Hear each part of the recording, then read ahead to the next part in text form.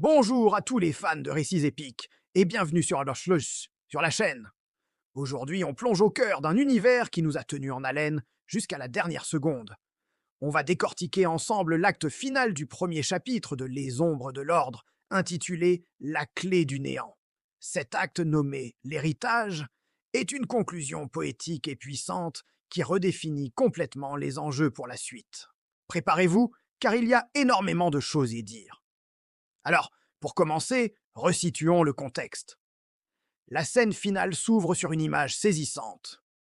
David, notre héros, marche seul dans un désert aride, sous un soleil de plomb. La poussière qui le recouvre n'est pas seulement physique, elle symbolise le poids de tout ce qu'il a traversé. On le sent épuisé, à bout de force, mais toujours debout. C'est une métaphore visuelle très forte de sa survie et de sa résilience après le chaos que nous avons vécu avec lui tout au long de ce premier chapitre. Et c'est là que le miracle se produit. Au loin, une silhouette apparaît. On retient notre souffle, et oui, c'est bien lui. C'est Isaac. Le choc est total. On le croyait perdu, sacrifié pour refermer le néant, mais il est là, vivant. Cependant, il n'est plus le même. Le texte le décrit comme changé, avec des veines qui brillent d'une énergie bleue. Cette description est cruciale. L'énergie bleue, c'est la couleur du néant, cette force cosmique qu'ils ont combattue. Isaac n'est donc pas simplement revenu d'entre les morts. Il semble avoir fusionné avec l'essence même de ce qu'il a combattu. Il est devenu un pont entre deux mondes, une incarnation vivante de l'équilibre. Sa voix aussi a changé. Elle est décrite comme calme, presque éthérée. Fini le Isaac peut-être plus impulsif ou désespéré que l'on a connu. Celui-ci a atteint une sorte de sagesse transcendante. Il a vu de l'autre côté, et cela l'a transformé. Cette sérénité est presque déconcertante, autant pour nous que pour David. On sent immédiatement que la dynamique entre les deux personnages va être complètement bouleversée. La première phrase qu'il prononce est lourde de sens. Le néant dort à nouveau, mais il rêve de nous. Analysons ça. Le néant dort à nouveau confirme leur victoire. Ils ont réussi à contenir la menace, à sauver leur monde, du moins pour l'instant. C'est le soulagement. Mais la deuxième partie, mais ils rêvent de nous, est beaucoup plus inquiétante.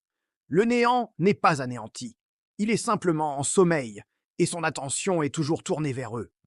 Cela suggère que la menace est latente, qu'elle peut se réveiller à tout moment, et que David et Isaac sont désormais liés à jamais à cette force.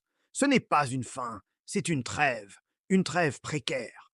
La réaction de David est celle que nous aurions tous. C'est une réaction très humaine, très pragmatique. Et nous, on fait quoi maintenant? Après avoir tout sacrifié pour une mission, pour un but unique, que reste-t-il une fois cette mission accomplie? C'est la question du survivant. Comment se reconstruire? Comment trouver un nouveau sens quand l'ancien a consumé toute votre existence? David représente cette humanité qui cherche sa place dans un monde nouveau, un monde qu'il a sauvé mais qu'il ne reconnaît plus tout à fait. Et la réponse d'Isaac est la clé de voûte de toute cette fin. Il sourit faiblement, un sourire qui en dit long sur son propre parcours, et il dit « On écrit notre propre ordre ». C'est une phrase magnifique. Ce n'est plus une question de combattre l'ancien ordre ou de subir le chaos du néant. C'est une question de création. Ils ne sont plus des soldats ou des victimes, ils deviennent des architectes. Ils ont le pouvoir et surtout la responsabilité de bâtir quelque chose de nouveau sur les ruines de l'ancien monde. C'est un message d'espoir incroyablement puissant, un message de libre arbitre et de reconstruction. Puis vient le plan final, qui est absolument magistral. La caméra recule, nous offrant une vue d'ensemble. Derrière David et Isaac, on découvre une cité nouvelle, en pleine construction. Ce n'est pas une ville parfaite et utopique, elle est bâtie dans les ruines de l'ancienne. C'est un détail essentiel. Le passé n'est pas effacé, il sert de fondation. On ne peut pas ignorer les cicatrices, on doit construire avec. C'est un symbole de résilience, de la capacité de la vie à reprendre ses droits, même après la plus grande des destructions. Et le clou du spectacle, c'est ce nouveau symbole qui se dessine sur la cité. Un cercle bleu et noir.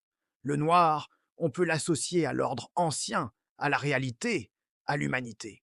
Le bleu, c'est la couleur du néant, de l'énergie d'Isaac. Ces deux couleurs ne sont pas en opposition, elles sont entrelacées dans un cercle. le symbole de l'unité, de l'éternité et de l'équilibre. C'est la représentation visuelle de la nouvelle philosophie d'Isaac. Il ne s'agit pas d'éradiquer le chaos ou l'ordre, mais de trouver l'harmonie entre les deux. L'équilibre et la nouvelle voie. C'est l'héritage de leur combat. En conclusion, cet acte final vit si bien plus qu'une simple fin de chapitre. C'est une promesse, la promesse d'un monde nouveau, plus complexe, où les lignes entre le bien et le mal sont floues. La menace n'a pas disparu, elle est simplement devenue une partie de l'équation.